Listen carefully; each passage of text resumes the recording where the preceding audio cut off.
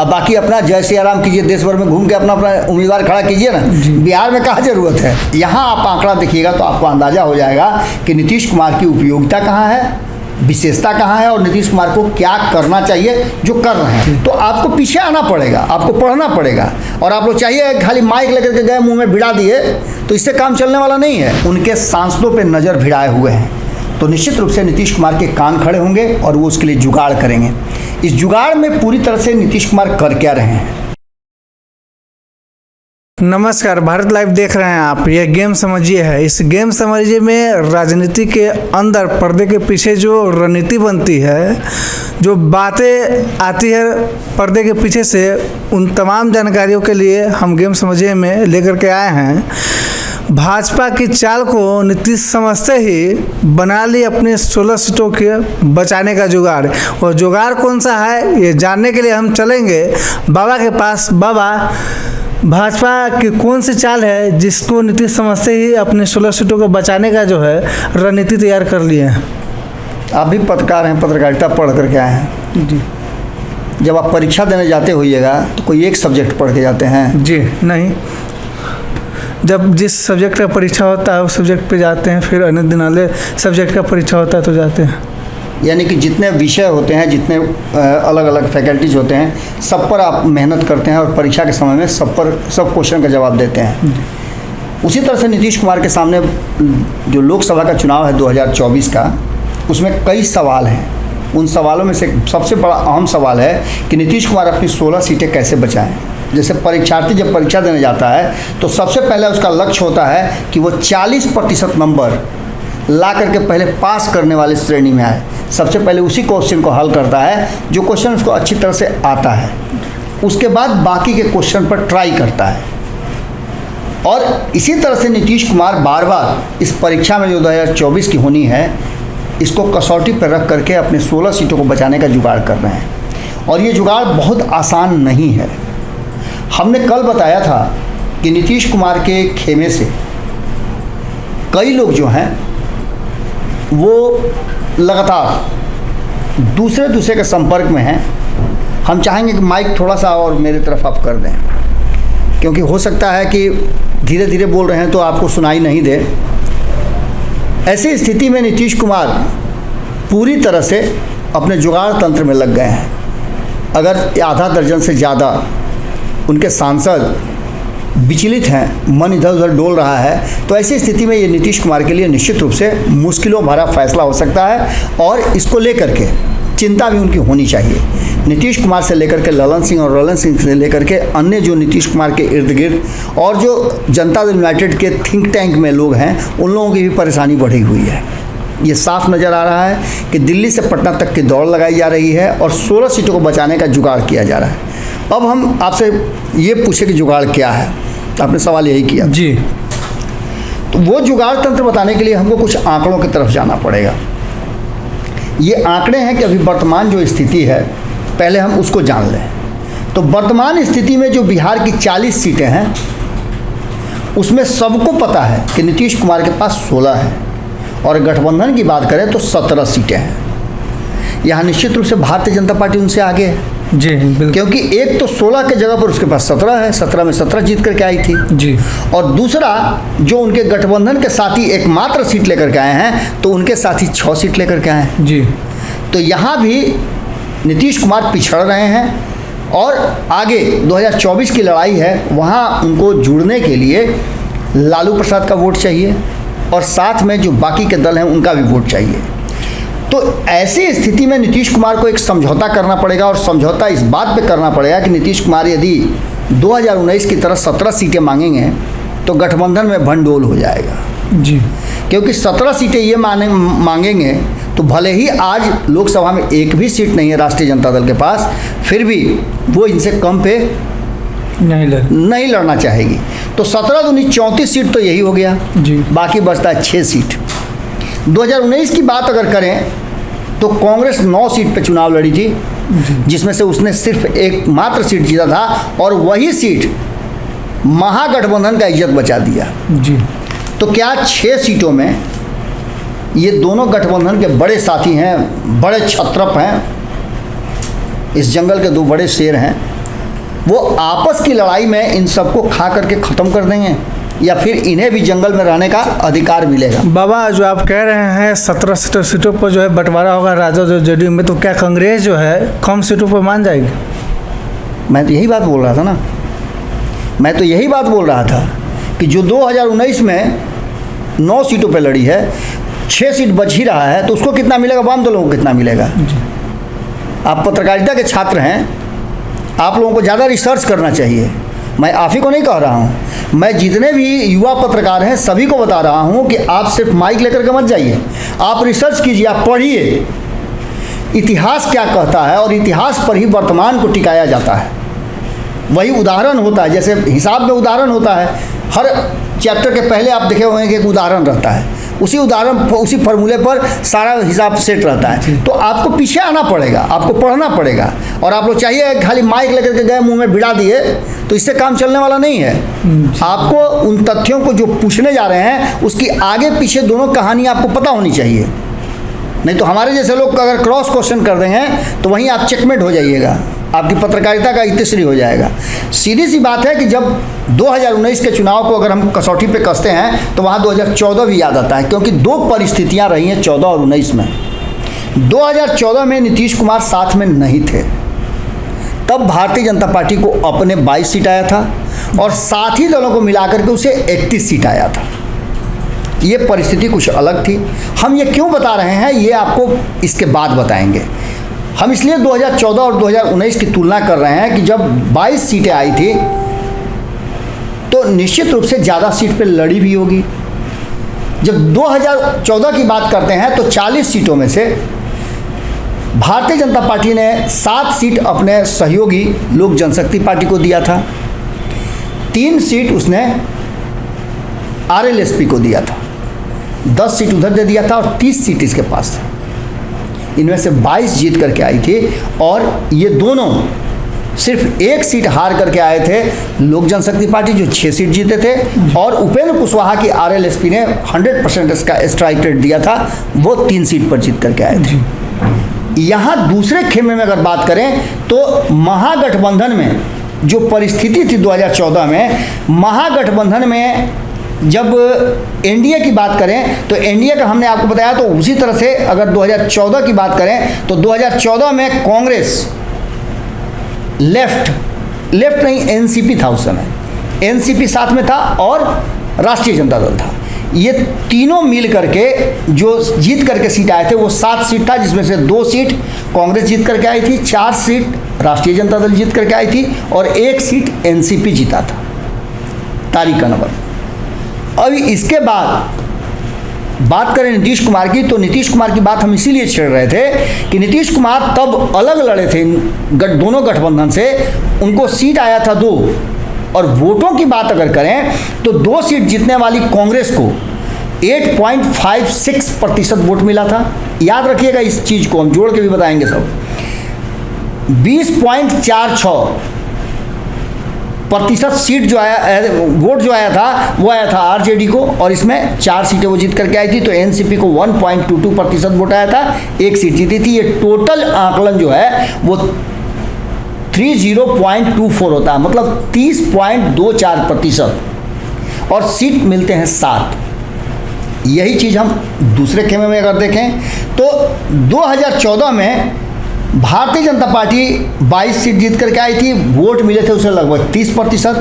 वहीं लोक जनशक्ति पार्टी को 6.5% के आसपास वोट मिला था। तो RLSP को 0.12% वोट मिला था, जो 3 सीटें जीत करके आई थी। यानी 31 सीटें जो जीत करके आई थी एनडीए गठबंधन, उसमें 36.48% वोट मिला था।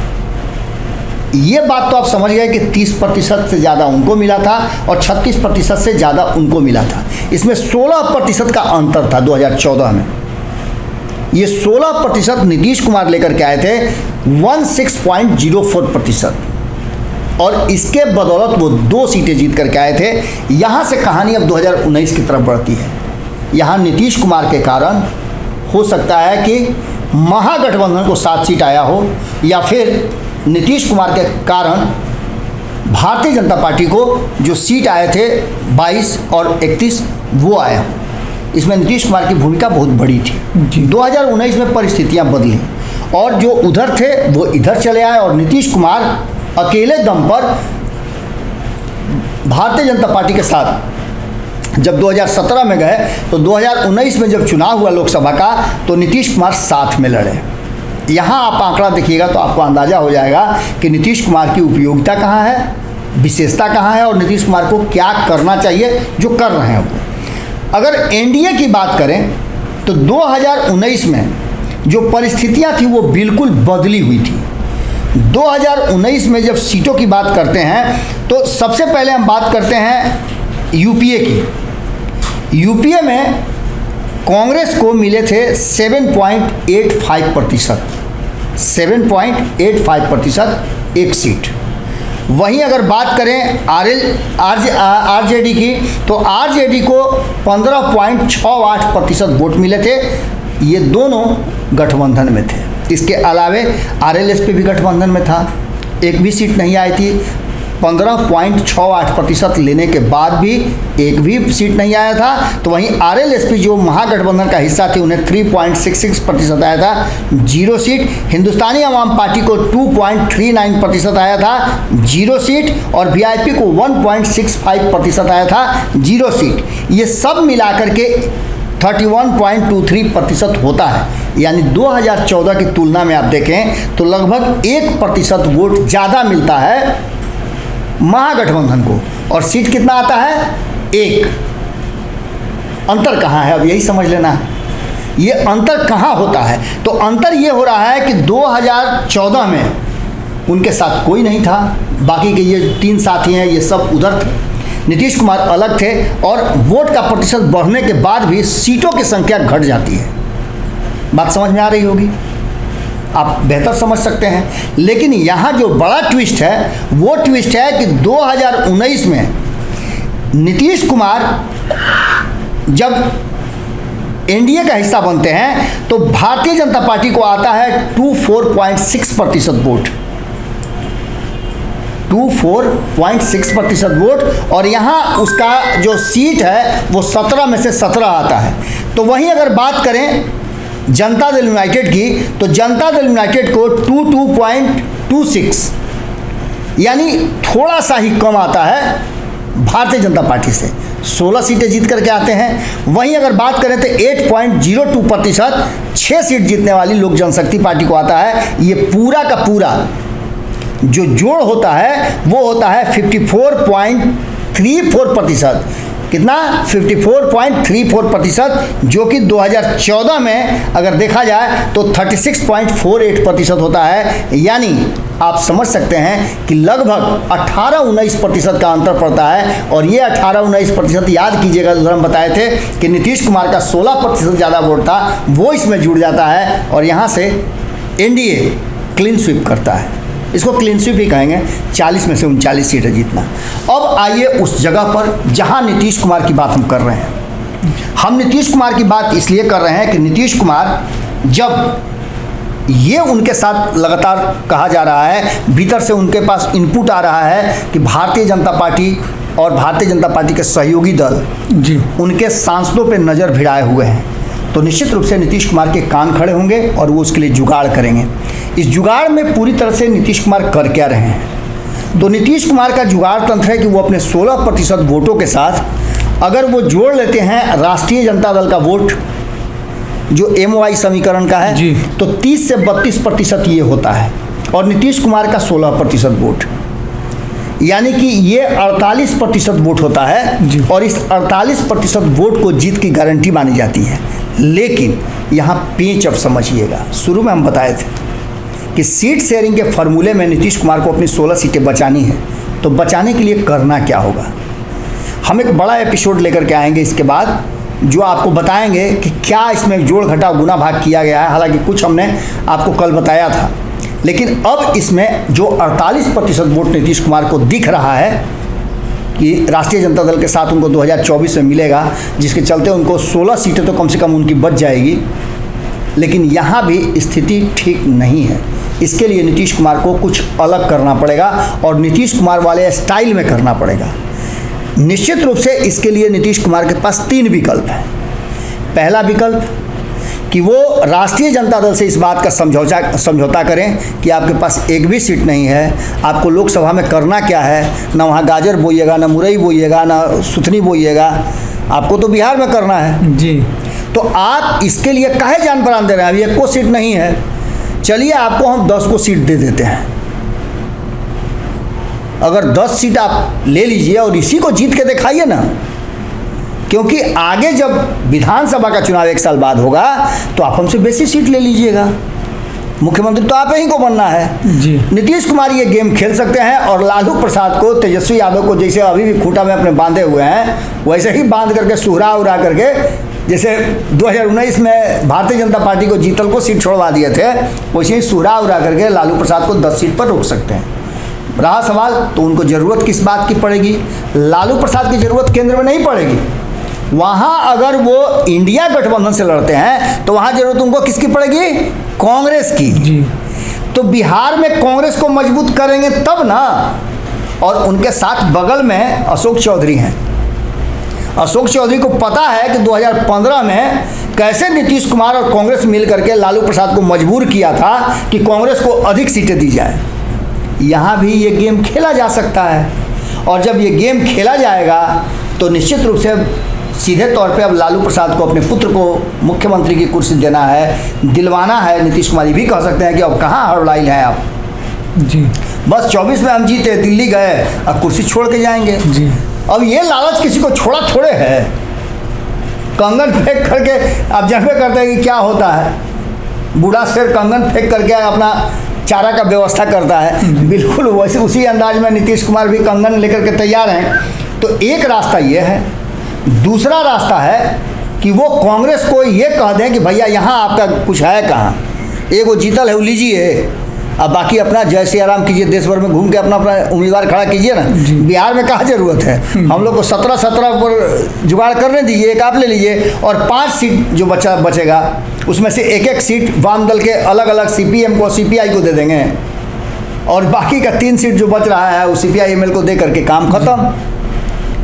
यानी कि ये दूसरा तरीका हुआ। और तीसरा तरीका तो आप अच्छी तरह से जानते हैं कि नीतीश कुमार के पास लास्ट विकल्प है 17 को सीट तो उधर है ना उनका रिजर्व जी। बाकी कहाँ जाएंगे, कौन कहाँ जाएगा, उपेंद्र कुशवाहा कहाँ जाएंगे, चिराग पासवान कहाँ जाएंगे, पशुपति पारस कहाँ जाएंगे, उसके बाद जीतन राम मांझी कहाँ जाएंगे, ये अलग बात है। लेकिन नीतीश कुमार तो उधर उछल के जाइए ना सकते हैं, जैसे 2017 में गए थे उसे उछल के जा सकते हैं। तो ये विकल्प है और इस विकल्प के साथ नीतीश कुमार अपने 16 सीटों को बचाने का पूरा प्रयत्न कर रहे हैं। और यही कारण है कि खुल करके आपने देखा होगा कि उनके कोई भी सांसद नहीं आए हैं, जबकि 9 महीने 10 महीने बचे हुए हैं चुनाव में। तैयारियां ज़बरदस्त चल रही हैं, हर सांसद जो है अपने अपने क्षेत्र में जा रहा है, कुछ को छोड़ करके, क्योंकि कुछ लोगों को तो पता है कि उनका टिकट कट चुका है, उनके लिए अब जो दरवाज़ा है 2024 का बंद हो चुका है। यानी कि नीतीश कुमार अपने 16 सीटों को बचाने के लिए इन तीनों जुगाड़ में से कोई जुगाड़ अपना सकते हैं, क्योंकि उनके पास 16% का वोट हमेशा कांस्टेंट रहा है। हमने पहले भी बताया था और आंकड़ों के हिसाब से जो हमने बताया ये इस बात की तरफ इशारा करता है कि नीतीश कुमार स्टेबल हैं। जो 16% वोट है उनका 2005 से लेकर अब तक कांस्टेंट है।